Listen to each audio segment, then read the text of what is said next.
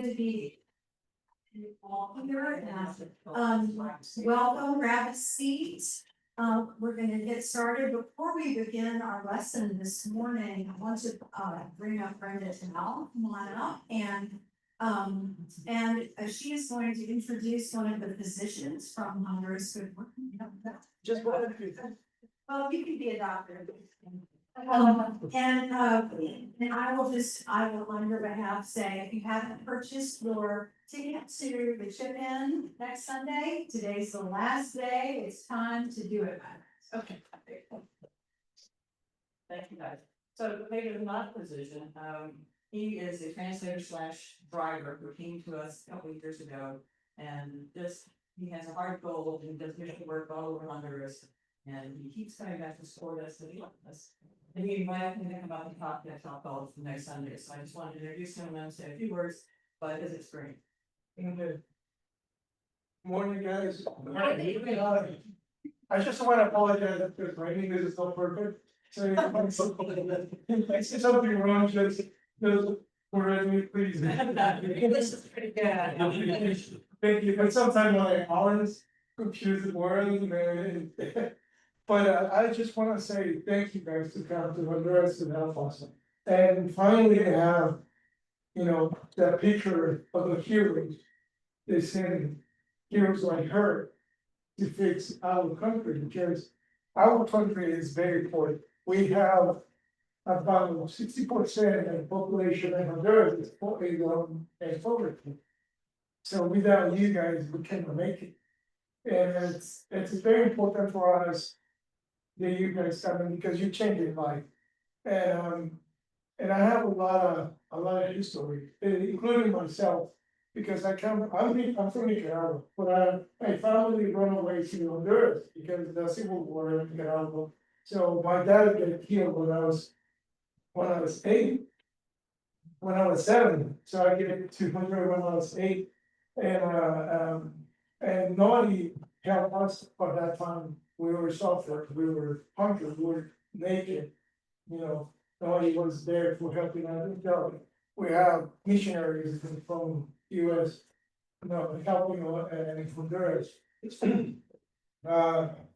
And there was hard time to see your friends and brother and running away from help and be living in the street and you can do it. But I'm not here to talk about me. I'm here to talk about you guys and say thank you so much to change people's lives. For example, we have Selvin. I don't know if you know Selvin. How many of you already hear about Selvin? Selvin was one of the kids that you guys changed his life. He was one of the youngest brother in the family. His older brother was a police officer, but unfortunately he got killed. He was the only one to support the family because they live in a very poor area, and the only one to support the family was the older brother. But he got killed, so Selvin get frustrated because he couldn't go to school, he couldn't go to have education. So he started working to help his mother, and he started to be, afraid to not be successful in life.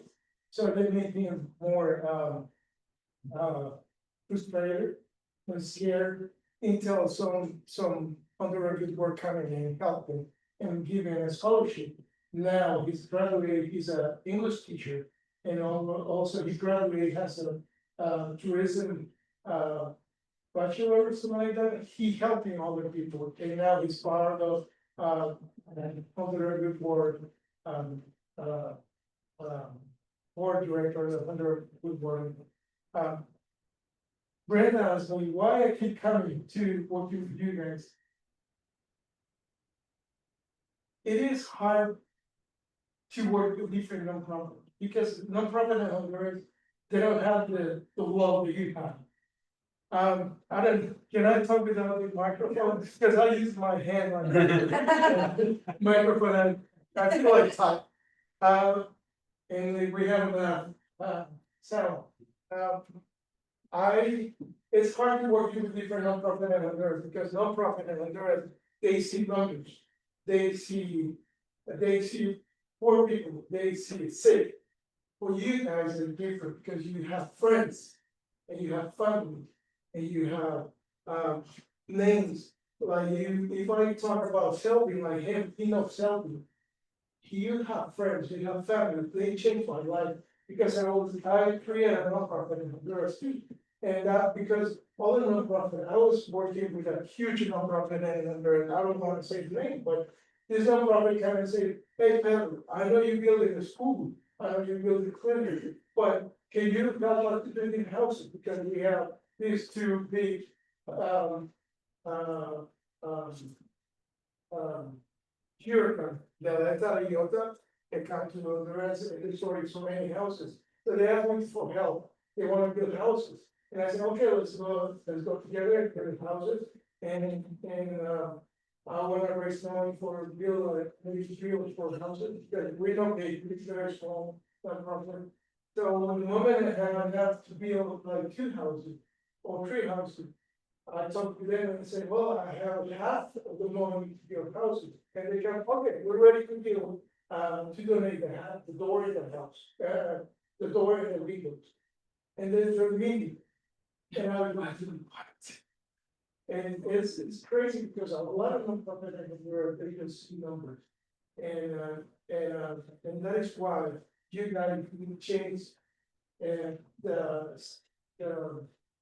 I'm sorry, my English is natty, and I'm kind of really nervous, because I never been from so beautiful people like you. Because, without you guys, we cannot do anything there. I know I already said it, but I cannot say thank you enough to you guys. Because to get all the medicine, all the help that you have, you bring it to the homes right now, because you get medicine, it's hard. And, you guys, hey, we should go there.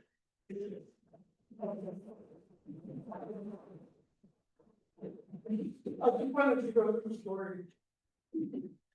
I, um, two, actually two. Just one story. It's a little girl, it's new. She was very frustrated, she was like 8 years old. And she was very frustrated because she didn't communicate. And Honduras is hard to find a place that you can sign language. But one of the group bring one of the American pharmacists, and she fell in love with a little one, and she paid money, and they made money for her to go to school to learn how to do sign language. And finally, she got to learn how to do sign language. So now she's under $100 for the scholarship, and now she's going to school. She's happier, and she's very, very. You can see her happiness in her face because you guys changed her life. So even if you don't go to Honduras, even if you're here, please picture this amazing thing you were doing. You changed your life. You saved your life in Honduras. Thank you so much. And I don't really have much to say about it. So. Thank you. Thank you.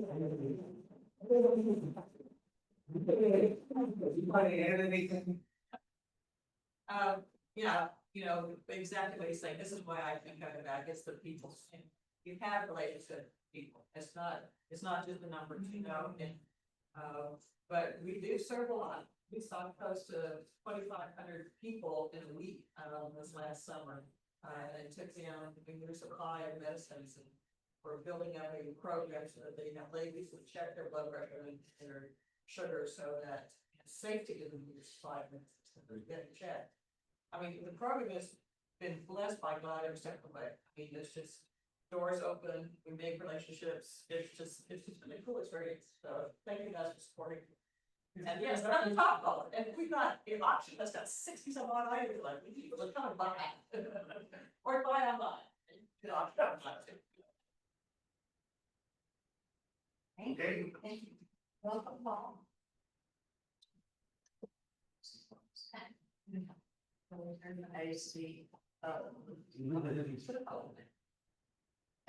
I assume it's my phone's close enough, you could.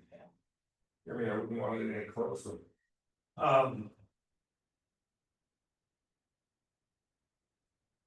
You know, when you're a history teacher, you collect anecdotes, and one of my favorite, comments about history is from Henry Ford, who is reported to have said once, "I hate history, it's just one damn thing after another."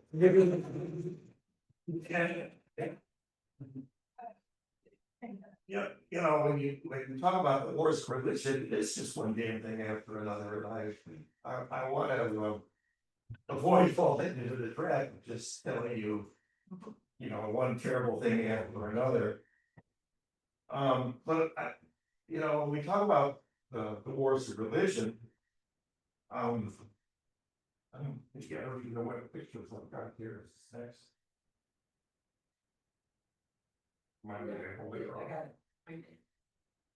Yeah, okay, so, you know. When it's interesting when each of us talks, we have a different take. And I think sometimes when we hear our two ministers talk, we have the feeling that the Reformation was a kind of unfortunate theological misunderstanding. And that there were a bunch of guys sitting around arguing transubstantiation or something like that. That's certainly part of it. But that's not what makes the Reformation the Reformation. It's what people who didn't understand it got swept up in the difference of opinion. And you know, it's more than a theological dispute. It's a clash of cultures. It's a power struggle. It's a control of the religion is a way to control wealth and power. And so even though we've got these theologians arguing us and stuff, you want to remember at the same time, battles, riots are occurring, lynchings are occurring, battles are occurring, wars are occurring. We can even argue about when they started and when they ended, but let's say they started around 1500, they lasted through to, I don't know, maybe the Glorious Revolution in England in 1680, something like that. You know, almost 200 years of constant warfare, in which literally millions of people died. You know, so I want to bring back to that perspective of something far more fundamental than simple theological dispute. Indeed, some historians, you know, it's a kind of fashionable thing about fresh historians that say, "Oh, the wars of religion, they weren't really religious. They were power struggles. They were battles over aristocratic inheritance, or you know, who's going to control the town council, or things like that." But I think that's too simple. People didn't kill each other just over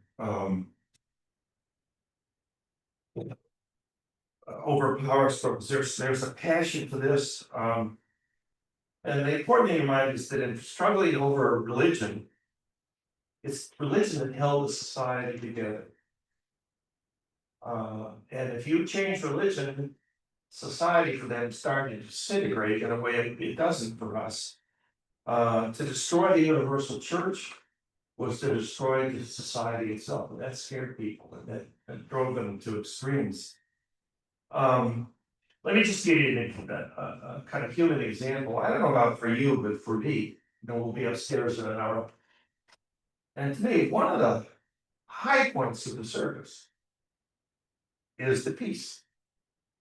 And I think you're not alone. I'm not alone again. You just kind of sense, oh, well, we're about to stand up and shake hands and hug one another. It makes it real in a way. Just sitting there and hearing something doesn't. It's essential. It's what really gives us a sense of community. In the same way that taking communion, we all go up front, we kneel, we take the wafer, we dip it, or we drink it, drink the wine. And that's something we're all doing together. It's a shared experience, and it's a real bonding. It doesn't just symbolize community, it is community. And when you play with that, you are playing with fire. For people in 16th century Europe, the parish was the fundamental unit of society. It's in the churches that people were catechized and civilized. This is a world in which diversity of opinion about religion was a threat to social unity. It was dangerous, and if you play with it, mobs, if people get mad, people lose their temper. I'll just give you an example. That just I have no longer having read the records for Toulouse this time. Well, let me give the example. I'm going to take communion with everybody else upstairs a little while. And imagine instead of taking it, I took that wafer and I turned and I said, "This is a fraud. This is not the body and blood of Christ. This is just a piece of bread." And I throw it on the ground and I jump down on the ground. Well, you don't think, man, that guy's lost it. Or how rude can you be? You probably wouldn't invite me back. But that would be the extent of it. Now, in Toulouse, city of Toulouse, about 1640, that's exactly what happened. An overzealous early Protestant went to church, and this is the days where you were not allowed to touch the lady was not allowed to touch the wafers. The priest would around on the tongue. So he held it on his tongue until the service was over. Then he went outside and he spat it out, and he tossed it on the ground. And he jumped up and down, and I said, "It's just a piece of bread. See, this is a lie."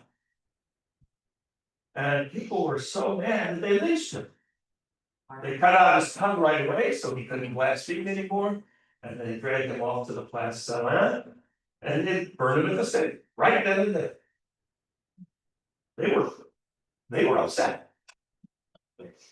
And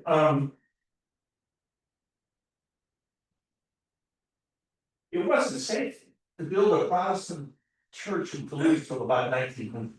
For 400 years, it wasn't safe to be a Protestant in Toulouse. That's exactly, it's only in 1900 that the Protestants dared build a church in Toulouse. And when they did, they built it right in the Place Salin, which is where heretics were traditionally burned at the stake. And if you go to the Protestant church, which Kay and I did for a year, and the kids, this is what you see. The first thing you see when you walk through, there's a nice plaque with gold engraved names. It's the names of all the Protestants who were burned at the stake, right there. And that gives you a real different sense of what it meant to be, it means to be Protestant. And it reminds us that in some ways, the wars of religion are still with us. We aren't killing each other anymore, except maybe in Ireland from time to time. But it's real. It's still with us. The legacy is with us. Well, put all this in context, the first thing we have to remember is that Christianity, that our religion is a warlike faith. Right? This is Exodus 15:3. The Lord is a warrior. The Lord is his name. This is from a Psalm of David, Psalm 144. Blessed be the Lord, my strength to teach thy hand to war, and my fingers to fight. No, for the most part, we don't think of our Christianity as a militant faith, but it is. And of course, most famous said, well, Jesus, I bring not peace but the sword. Now, when we read that and we talk about it, but some people read it and say, yeah, that's what he meant. And the church, as the church emerged and grew, it became a militant faith. This is the famous battle where the Emperor Constantine defeated his adversaries and became Emperor of Rome. And if you don't remember, the story is told that just before the battle, a giant cross appeared in the sky, and another landworks in signal in victory in his sign, and so Constantine had everybody paint a cross on your shield, and they won the battle. This is the god of war. And once the church was established, have you ever thought about how quickly Christianity went from being a religion that was being persecuted to one that persecuted others? Around 300 AD, it was a crime to be a Christian. By 400 AD, it was a crime not to be a Christian. That's a big change in the nature of our faith and our tradition. And already this is a picture of St. Augustine condemning heretics. It's St. Augustine around year 400 who argued that heresy was such a serious thing that it should be punished by death. It's a real attitude towards the faith and towards the authority of the church. And then the later theorist, this is Thomas Aquinas, where this theory about Christianity and violence, Augustine and Aquinas centuries later gradually developed a theory of just war, which still underlies modern theory of warfare. If you've been over the last year watching the bombing of Gaza, we've often heard the question about what's called the doctrine of proportionality, is the violence proportional to the threat. And it's Augustine and Aquinas that developed that theory. So there is an embrace of war in Christianity. There's a theory of war in Christianity. There's a law of war in Christianity that's still with us. And then other things, trial by battle, the notion that God will give victory to the just, so you can have people fight it out, and whoever survives is clearly innocent because God will win. Or religious war. This is the conquest of Jerusalem during the First Crusade. Obviously not drawn from life, but a nice envisioning of what Christian armies. They had a Christianity so well organized, so coherent, that they could raise an army in France and England and Germany and cross the Mediterranean and invade the Middle East and conquer Jerusalem. Nobody could organize Europe that way now. And they wouldn't have the resources that they did. Now it can be abused, we know that. This is a German army belt buckle from the Second World War. And I always find it, maybe shocking is too strong a word, but there's something striking about seeing God with us and those swastika. I like the God with us, and I'll just perhaps my favorite story about Abraham Lincoln. At some point during the Civil War, famous that's of the Battle of the Republic was written. I was going to play it for you. This being in the Confederacy, I was certain. Reportedly one day somebody came to Abraham Lincoln and he said, "Well, at least God is on our side." And Lincoln thought for a moment and he said, "Well, I'm not sure about that, but I hope that we're on God's side." And that's to me, that's a more attractive Christian theory of war. The other thing, to give it context in a different sense, you want to remember that the 16th century is a period of worldwide warfare. And that the wars, what we call the wars of religion, which are just part of this larger global context that helps us to understand the wars at home if we understand the wars abroad. Because during the wars of Reformation, during the wars of religion, Europe was literally conquering the world. The initial struggle was with Islam. And remember in 1453, the Muslims conquered Constantinople and changed the name to Istanbul. And Islam was very much on the march. This is the fall of Rome, of Rhodes in 1522. This is the Battle of Mohawks in 1526, when the Muslims conquered Hungary. So, you know, the Muslims are moving up the Balkan Peninsula, they're threatening Vienna and Rome. But the story goes both ways. This is the conquest of Granada. You know, we think about 1492, we almost always think about Columbus. But to the Spanish, the really important thing is that ends the Reconquista. It's in 1492 that the last Muslim kingdom fell in Spain. And Spain was for the first time unified as a Christian realm. And then, even more importantly, a battle I bet most of you have never heard of called the Battle of Lepanto, but it's a great naval battle in the Eastern Mediterranean. The Christian fleets destroyed the Muslim fleets and restored Christian control of at least of the Western Mediterranean. Even more importantly, Christianity is literally conquering the world. Now, this is, I just have a bunch of pictures here that illustrate the point. This is, as you know, the Portuguese, you must remember this from your high school class, the Portuguese started exploring the coast of Africa. And this purports to illustrate when the Portuguese navigators reached the mouth of the Congo River joins the Atlantic Ocean, and they're putting up a Christian marker to say it's ours now. So that's in 1505.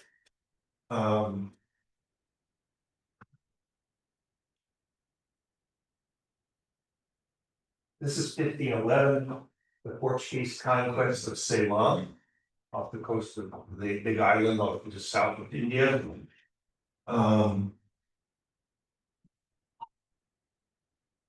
Portuguese conquest of the Straits of Malacca is now Singapore. I like that. It's the only fantasy I can find with elephants in it. But you know, just think it. Whenever's going on home, Christianity is just literally sweeping the globe.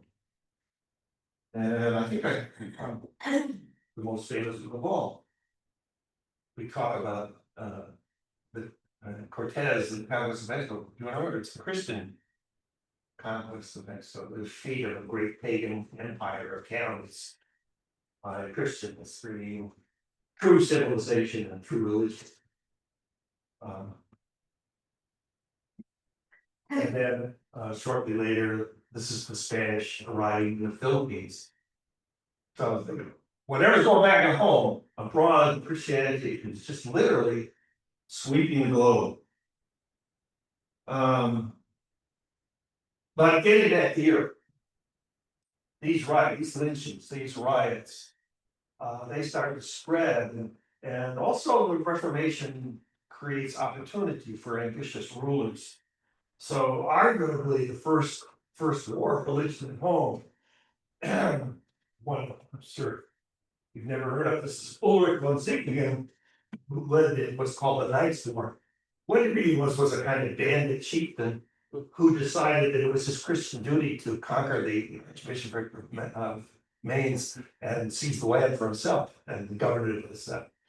You want to remember, if a prince becomes Protestant, all the money that used to go to Rome stops with him. So it's a great incentive to princes to become Protestants. He was martyred, I guess you'd say, but others might have said he had coming.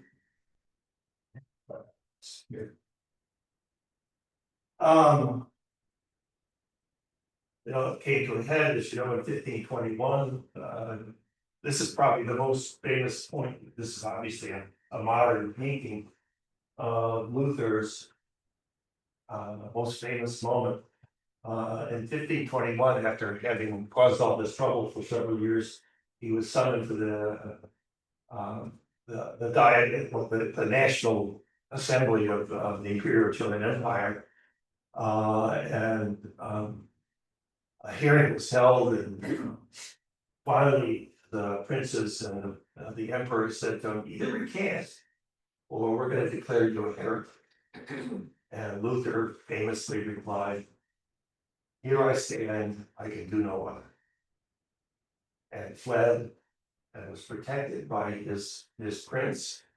He hid out for several years, translated the Bible into German, and beginning in 1525, and there are little principalities all over Germany first that are becoming Protestant, not always from the best motivations, but they are becoming Protestant. And then in 1525, I don't know how to picture this or not. No, I don't. Anyway, I showed you. In 1525, there's a huge revolt. Peasants start revolting. And they say, well, what Luther means is that all of us are equal and we don't have to pay the taxes and be suppressed. It was, this never got built. This is Albrecht Durer's plan for a monument to the German peasants who were massacred. You see, these are all the symbols of peasantry. And at the top is the peasant with a knife in his back. That's what he thought about Luther, who of course opposed her. Anyway, to make a long story short, you have war, you have revolution. Finally, in 1529, the Diet meets again and formally declares Protestantism to be a form of outlawry, and all the Protestant princes protest this decision by the Diet, and that's where we get our word Protestant from. Not because they're protesting about religion, but because they're protesting the action of the German Diet. And after that, there's just an endless series of both smaller and bigger wars all over the German Empire until, so this is the early 1530s. And these wars in Germany carry on, the so-called wars for religion now, for about 20 years in Germany, until finally in 1555, there's a treaty signed at Augsburg, the Treaty of Augsburg, which is important because most of the German princes agree to tolerate one another.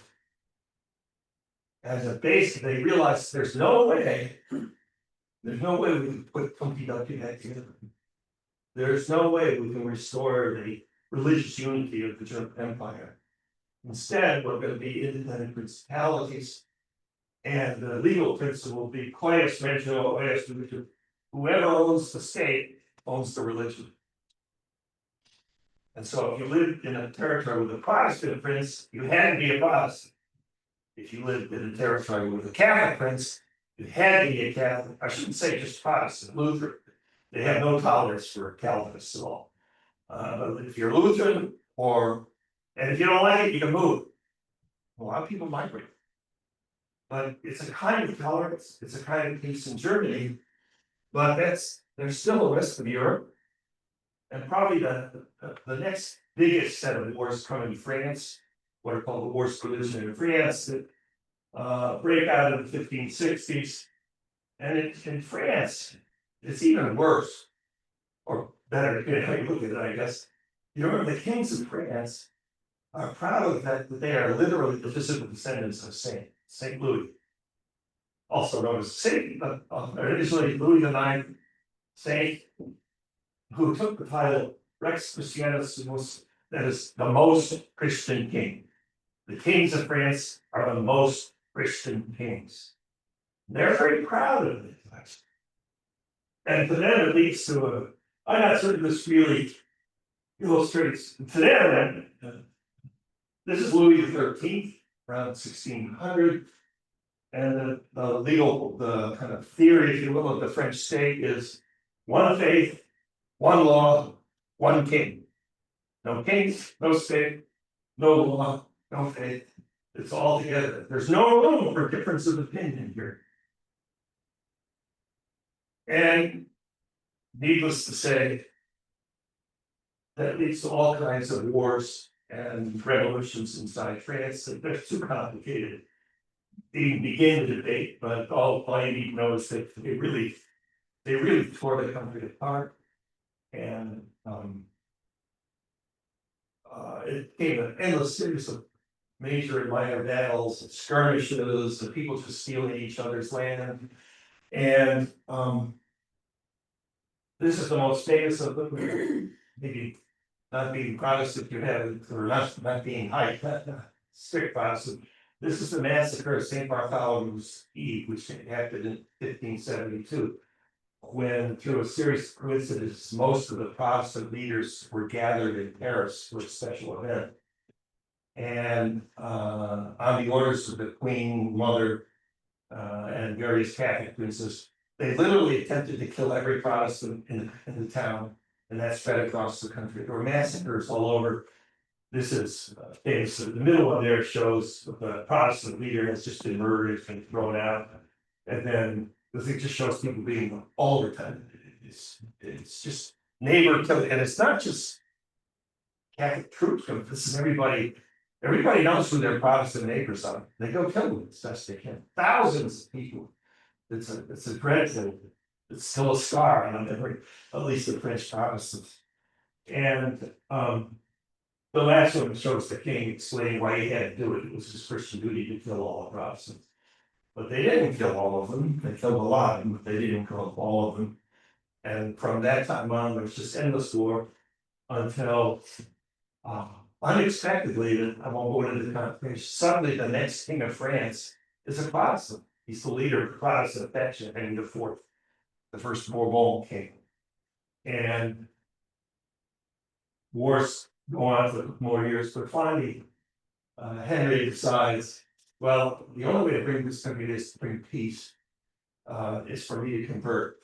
And famously, he had reported said, Paris is worth a mass. And so not only at least he officially, he converts to Catholicism, and he's allowed to enter Paris and become true king of France. And this is people happily reading. And a few years later, a Catholic enthusiast murdered him. So it didn't, it had its problems. But the reason he's famous is this is the Edict of Nantes, which he issued in 1598. And it's the first time anywhere in Europe where a government said it's okay to be either Protestant or Catholic. We're going to have tolerance in France. It's the only way to hold the country together. Well, another famous place where the wars are just incredibly revolutionary is Holland. As you know, the Dutch are Protestant. At that time, what is now Holland was Belgium was one country, the so-called Spanish Netherlands. And the Protestants in the north start fighting the Catholics in the south, and they all agree that they don't want the Spanish there at all. Technically, it belongs to Spain at that time. And what ensues is what's called the 80 Years' War, where Holland eventually won its independence. This is just one famous massacre where the Spanish army is just conquering a Protestant town and was restoring order, I guess we'd say. And then to us, of course, probably the most famous point of the Spanish of the wars of religion is when Spain tries to get rid of the heretic Queen of England and to restore England to the true faith and launches what we know as the Spanish Armada. And this is just obviously a propaganda picture, but it's wonderful. You all recognize Queen Elizabeth and the symbols of Her Majesty, and you see the English fleet sailing down to defeat the Spanish fleet. And this is the medal they issued in victory. It's called God Blew. It's actually a great wind. A storm came up and dispersed the Spanish fleet. And so they issued this celebration that God had intervened to protect England. But unfortunately, in some ways, the last and the greatest of wars for religion is inside England. You want to remember that England is being divided between High Church Anglicans and Low Church Puritans, or Catholics. They're all Catholics. And as you know, there's a whole series of civil wars in England. And it gets so bad at one point that some of the Protestants flee to America. I just couldn't resist America is part of this story too. This is obviously an imaginary representation of the signing of the Mayflower. I just wanted to give you a little link to American history. But the high point comes in 1648, when the Protestants in Parliament defeat the High Church Anglicans and take the prisoner king, and literally chop off his head. Charles I is executed by parliamentary authority, and for a brief while, England becomes a Puritan republic, or Puritan military dictatorship, depending on how you look at it. And so, even in England, maybe even especially when these wars have consequences, eventually Anglicanism is restored, but Puritanism is tolerated, and of course, Parliament becomes the sovereign element of the English government. The last and greatest of the wars of religion is the so-called 30 Years' War that begins in Central Europe, and it's kind of by now these wars have become continental, and it's kind of it breaks out first in what is now Czechoslovakia, and the Protestants throw out the representatives of the Catholic King, literally throw them out. They throw them out a window. It's called the defenestration of Prague, if you remember this. The 30, this is 1618, and for the next 30 years, the wars go on. This first Austria, and then various Italian principalities, and eventually France and Sweden, and most important Spain get involved in these wars, and it goes on, I think the best way to show you what's happening though is to point out that when it starts to look like the Spanish are going to win and defeat all the Protestants, France comes into the war on the Protestant side. Even, and you remember that, maybe you don't remember that time, the person governing France is Cardinal Richelieu. So a country led by a very powerful Catholic cardinal brings France into the war on the Protestant side, lest the Spanish become too powerful. And it's clear that this has become politics and not religion. There is, and 30 Years' War is it's so terrible that it produced a lot of great art. I just thought this is one of them. This is a famous series of etchings just showing the war and how it's being conducted, called La Mala de la Guerre. It's one of the great early print books, and it's worth looking at sometime. They're wonderful illustrations, and I just wanted to show you one. But all good things must come to an end, and even the wars of religion sort of come to an end. And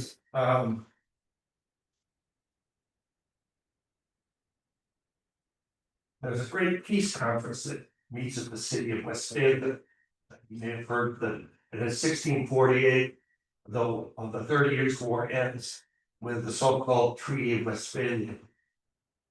What's interesting about it is it's a treaty without any religious sanction. For the first time, really, the treaty has been signed by governments as secular governments and not as representations of divine authority. And so the Pope condemns it. Pope says this is an outrage, we can't have this peace of World War I, but nobody pays any attention.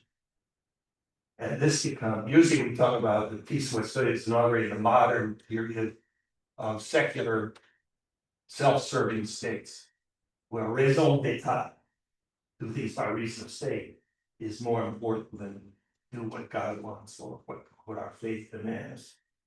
And in that sense, just to wrap up then, this year 1648, we say, who is the most important, the most far-seeing, the most thoughtful writer of the early 17th century, 16th, in this period? I just brought out some possible ones. There's Luther,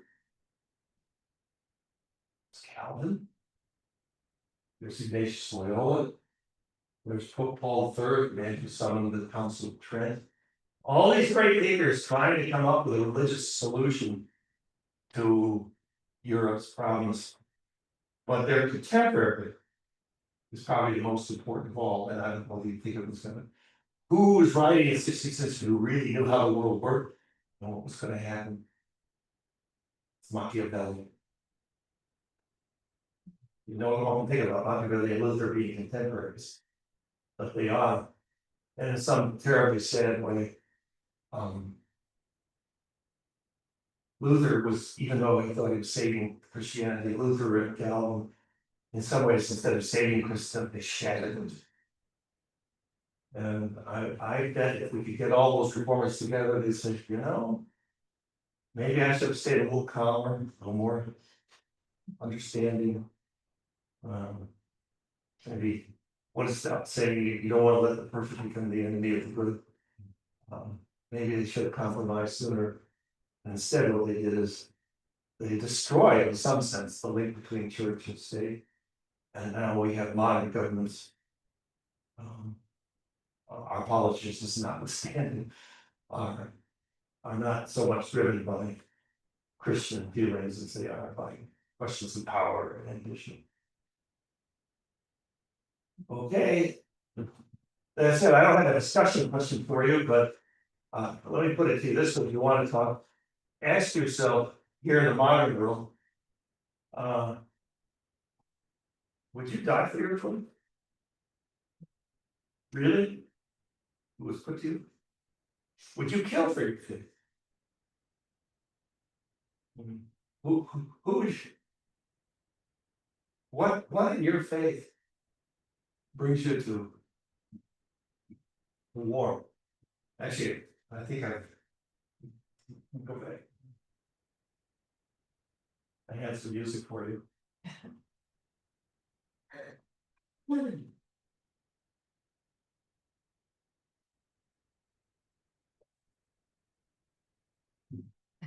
I don't know if I can make this work or not. Barbara, can you play that music? I just thought, just to give you a little mood music that you would play. This is somebody over. I guess nobody here is old enough to remember. This was the #1 hit in 1943.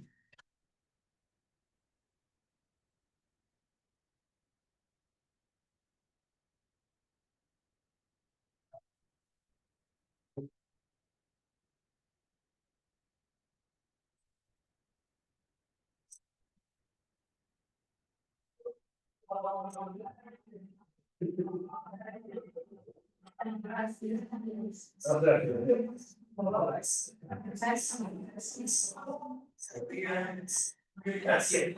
You're good.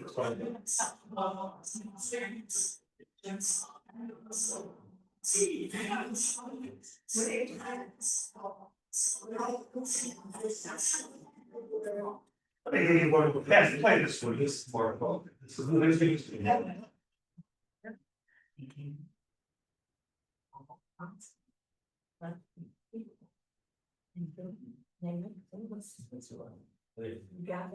no sound? Swiss parent. Oh, hey, people love this. Yeah. Yeah. Imported Imported now. Yeah. Sayings like, oh, that's wrong. Bring home your.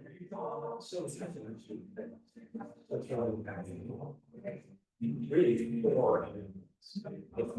like this in fact,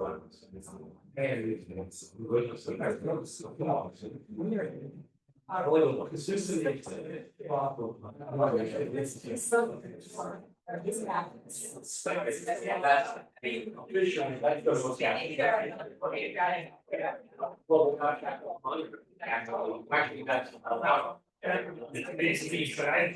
Not because you were on there.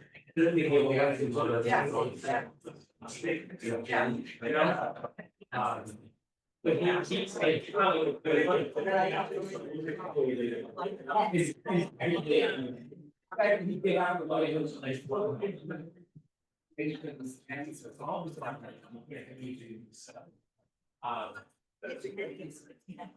Yeah, for instance. Like, it's like, it's like.